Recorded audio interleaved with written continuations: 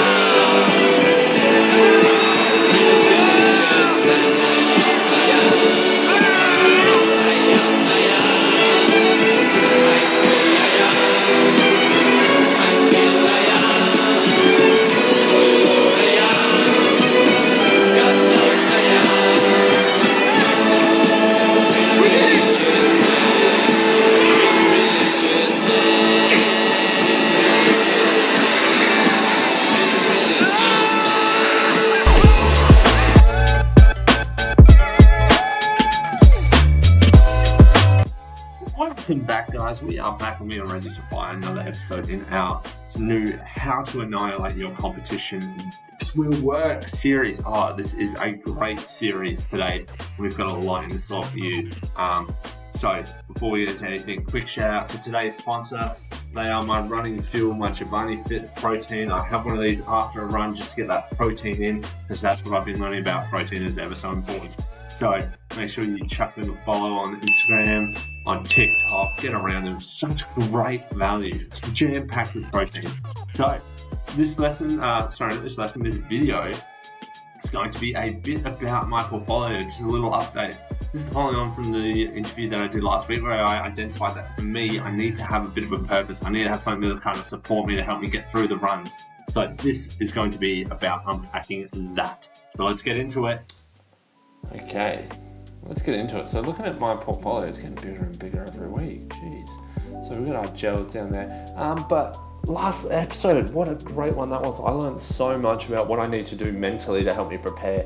And one thing I really took away from that interview with my family friend was that I need to have that purpose, that reason for running, so that that's something I can look back on and continue kind of to help me get through those really rough patches. So I started to do some research on some fundraising. I looked at my good friend ChatGPT. I have used that once or twice before. Secrets, I'll put the hand up, I use it, it's good. Good friend of mine. And it suggested these two websites that I could use. Now, I know GoFundMe, a lot of people use GoFundMe, but then it also suggested Give Now. So I looked into both of them. One thing that I liked about GoFundMe is that I nominate my charity and it just goes straight to them, which is a good thing for me, I feel like. That way I don't have to have all the money and then donate it or keep it. It goes straight to the charity, which is what I want. I want to have that reason, I want to have that purpose for what I'm running for. And now get down and we'll go have a look at just an update on my running. So this week, massive milestone for me. So if we have a look here, all right, we've got a week of running, 3 running sessions. I was really proud of all 3, and I hit a massive milestone. Okay, so you look at this first one, just that footy training. What we did 4 90-second runs, so where you're trying to put like your effort in for 90 seconds, like run pretty hard for 90 seconds. Usually what I do is I take it easy the first one and try and get like progressively a little bit further and work a little bit harder. But I use that mental note that I had from the Master of Marathons, that feedback that he gave me on a strategy to use at football trainings to work hard. So I did that, okay? I made sure that I pushed as hard as I could in my first one, but tried to keep pushing harder and harder and working faster and working harder. And that worked. And I felt really good at the end of it. I felt comfortable mentally. I was like able to just keep pushing because I know I can do this. My Thursday run, it was just like a nice cruisy 6k run. I felt like pretty good, taking a break from Monday, so a longer break.